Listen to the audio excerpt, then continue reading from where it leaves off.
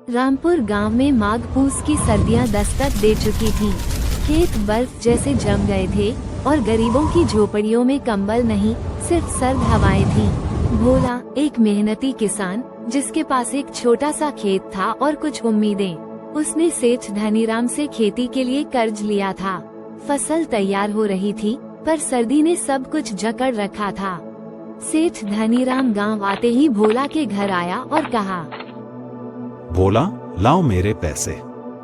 भोला ये सुनकर काम छोड़कर आया तो देखा कि सेठ धनीराम आया है। भोला हाथ जोड़कर कहता है, सेठ जी, अभी तो ठंड सिर पर है, कंबल खरीदने के लिए ही कुछ पैसे बचाए थे। मुझे कोई बहाना नहीं चाहिए, पैसे दे या घर छोड़ दे।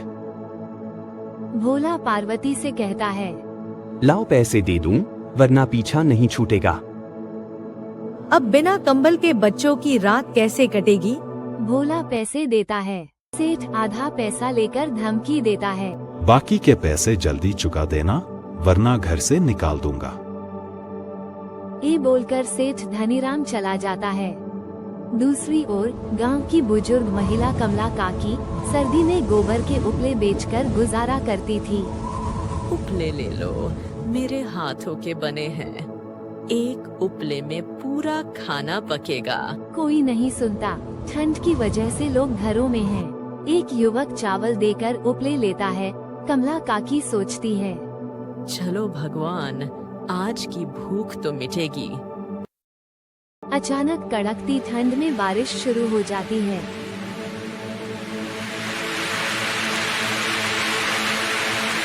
तीन दिन लगातार बारिश होती है।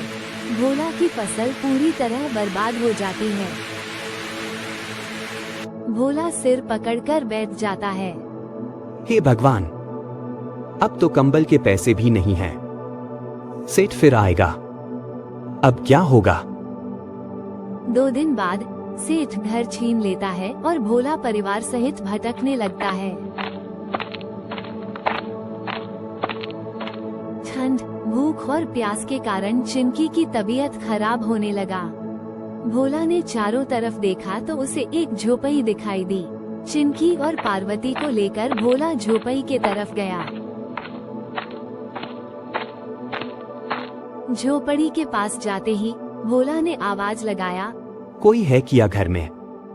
लेकिन कोई जवाब नहीं आया। भोला अंदर जाके देखा तो कोई नहीं था। पार्वती ने भोला से कहा, सुनिए जी, थोड़ा आग जलाएं, चिंकी को बहुत ठंड लग रही है। हाँ, आग जलाने पड़ेगी। ये बोलकर भोला ने पार्वती और चिंकी को वहीं पर रखकर आग जलाने के लिए लकड़ी लाने निकला।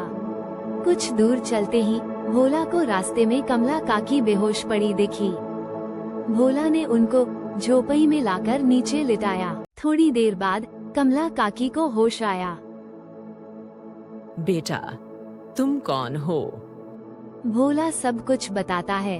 काकी भोला की बातें सुनकर भावुक हो जाती है। अब से ये झोपड़ी तुम्हारी है बेटा, तुम रहो मेरे साथ। मैंने भी तो यही चाहा था, कोई अपना हो। तभी से भोला अपने परिवार के साथ वही रहने लगा। भोला जंगल से लकड़ियां लाने जाता था। अचानक एक दिन उसे एक खास किस्म की लकड़ियां मिलती हैं। वो लकड़ियां जलते ही झोपड़ी गर्म हो जाती है।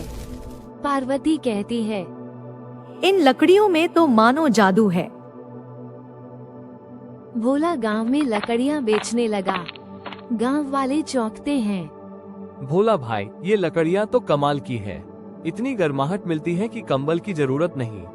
धीरे धीरे भोला की लकड़ियां पूरे गांव में मशहूर हो जाती हैं।